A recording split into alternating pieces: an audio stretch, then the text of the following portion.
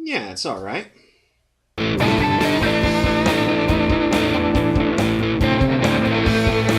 Okay, fine. So when Samuel L. Jackson showed up at the end of Iron Man and said, "I'm here to talk to you about the Avenger Initiative," a small part of me almost tacked on an extra half G to that movie's final score, just for having the unmitigated balls to tease its audience that brutally. And I feel no shame whatsoever in admitting that I was that asshole back in 2008 who said, yeah, nice touch, you're never gonna pull that one off. What do you expect out of me?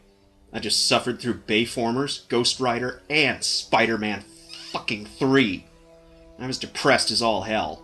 So many things could have gone wrong with this project I didn't even bother to calculate. So while Iron Man marked the return of basic filmmaking competency to the American superhero movie, it was like Samuel L. Jackson showing up at the end of a night to tell us the party was finally winding down. It had been 8 years since X-Men, and we'd all had a lot of fun, but everybody has to stagger drunkenly home eventually. If we were very, very lucky, Samuel L. Jackson seemed to say, at least the party would go out with a bang called the Avengers at some point in 2011. And then they pushed it back to 2012, giving us a whole nother year to wait and worry. Thanks, Marvel. Excelsior. We forget sometimes, but some people, the drones I call them, with a cynical leer of pure, educated evil, were starting to get real sick of all this superhero bullshit before Iron Man and The Dark Knight made them shut the fuck up.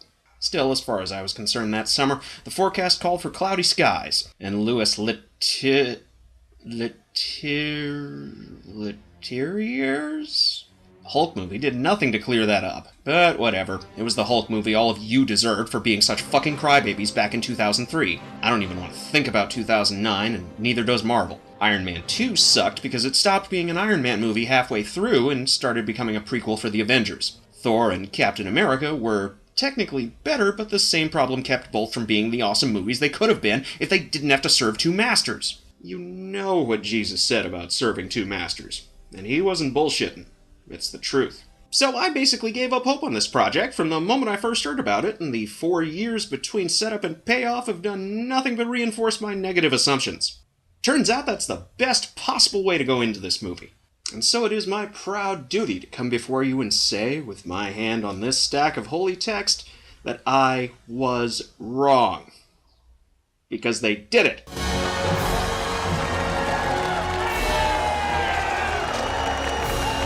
This movie did more than make me eat my words.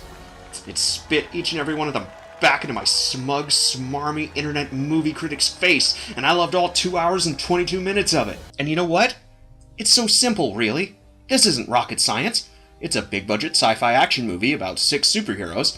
Well, okay, 3 superheroes, 2 super spies, and the Norse god of thunder, coming together to stop the Norse god of lies from leading an alien invasion. All you need to make this kind of thing work is a writer who knows how to characterize through dialogue. All you need to make it work on the big screen is to team that writer up with a director who knows how to make big-budget action sequences coherent. Well, surprise, surprise, we got both in Joss Whedon, who should be more famous than he is, and probably will be now that he's made the best movie of his career, to date. Yeah, sorry, browncoats. I still love you. But you need a minimum 13 hours of TV to fully appreciate Serenity. And you don't need to know a damn thing to enjoy this movie. You don't even need to see its 4 prequels, since at its core, The Avengers is all about the main characters of pre-existing Marvel franchises introducing themselves to each other. All the information we need is woven directly into the story, and most of it emerges naturally through dialogue that simultaneously propels the plot along to its next action beat. And do I really need to explain this? I mean, it's filmmaking 101. This shouldn't be as hard as Hollywood makes it look. And yet, apparently, it is. And after years of staring into Hollywood's annual summer shitstorms, we've all become used to films insulting our intelligence and giving bad taste a bad name with their bad jokes. The Avengers is the polar opposite of those films. It treats its audience like fucking adults by treating its subject with dramatic weight, and not forfeiting the drama in name of anything. Least of all, camp. Or odious comic relief. There are plenty of laughs to be found here, but they're genuine laughs that arise from genuine characters genuinely interacting. As in all Whedon's work, the humor ain't there to relieve a goddamn thing. It's a magician's cape, put there to distract you, to manipulate your emotions in the best possible way by giving you high highs to contrast when the narrative hits its low lows. See, the thing is, we all grow up believing laughter is supposed to relieve tension. But that's bullshit. Ask any stand-up comic. There's all kinds of laughter. Yeah, there's relieved laughter, ironic laughter, sarcastic laughter, and nervous laughter. The kind you'd let out because the dramatic stakes are rising, and have been rising, you realize, if you think for 5 seconds, since the first frame of this film. And when's the last time that happened? People love to mistake this breed of humor for snark, especially when those people are critics desperate to find something they can bitch about. Yes, Virginia, when all else fails, internet movie reviewers start complaining about snark, without the slightest hint of irony. Self-awareness? What's that? I've got to preserve my critic street cred by going for the cheap joke. Besides, there's nothing the American nerd loves more than sneering at and or tearing down those unhappy few of us who actually made it. We'll do it out of desperation, since there aren't that many inexpensive ways to snark on this movie. It's just that damn good, avoiding, almost, all of the pitfalls of previous superhero team movies. It's not ashamed of its source material, like Bryan Singer's X-Men movies. Everyone pretty much looks like they're supposed to look and acts like they're supposed to act now that they have something to work with and no other movies to set up. Apart from their own sequels, of course. But that's a foregone conclusion at this point, isn't it? It's not a pilot for a TV series, like Justice League, nor is it a cartoon, though that's only a disadvantage to some people. I call them fools. If anything, it's a pilot for a series of films, so how is that different from any other film released between April and December? As such, Avengers treats itself like a self-contained narrative, meaning it actually has a beginning, a middle, and an end. These are rarer than you might think if you're not a snarky internet movie critic. And finally, it's not weighted down with 6 super people's worth of backstory. If you want, you've got 1 good and 4 mediocre films worth of all that to check out on your own damn time. This is Avengers time we're on right here.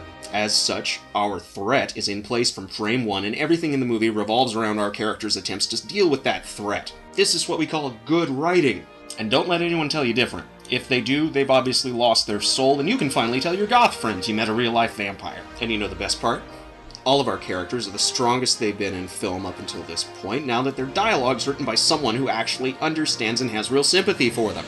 Whedon knows what we want, and instead of spoon-feeding it to us, he takes the time to build up our expectations of it, making the eventual payoff all that much more awesome. Everyone gets something to do, and none of them fall prey to the dreaded, well, we had to give them something to do syndrome, because everyone has something to do that adds to the overall story. Chris Evans is Captain America. As the man out of time and designated normal one by default, we wind up feeling for this poor bastard all over again, especially when the going gets weird and the weird turn pro. Or at least I did. You'll probably walk away having fallen in love with Robert Downey Stark all over again, and that's fine. Because here at last, he has an entire super team's worth of straight men to play off of.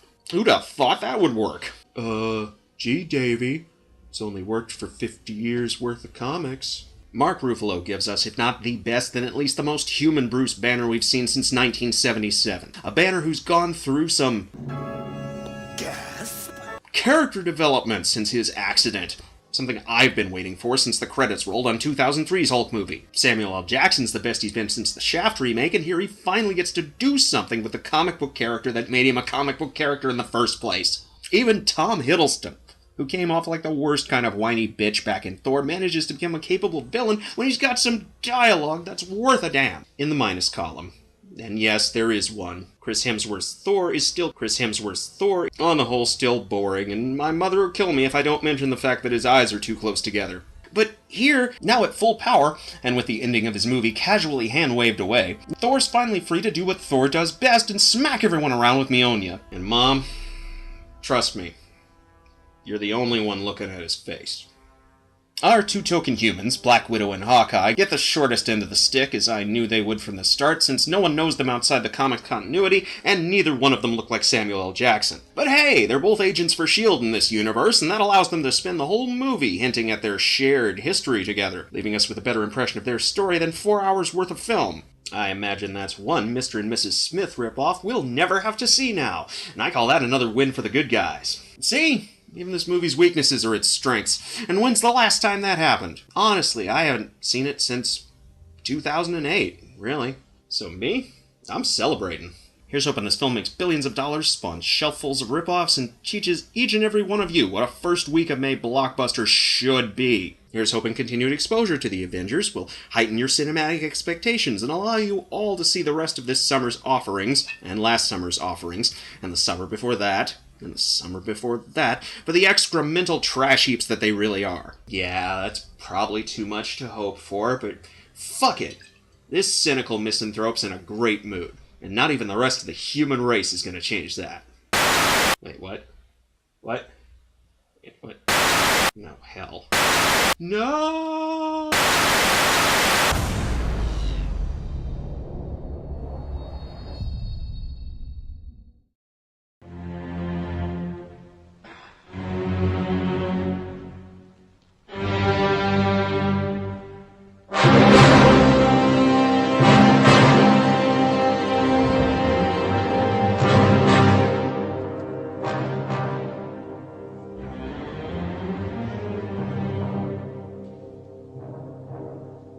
Stop lying to me!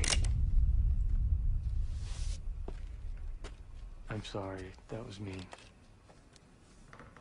I just wanted to see what you do.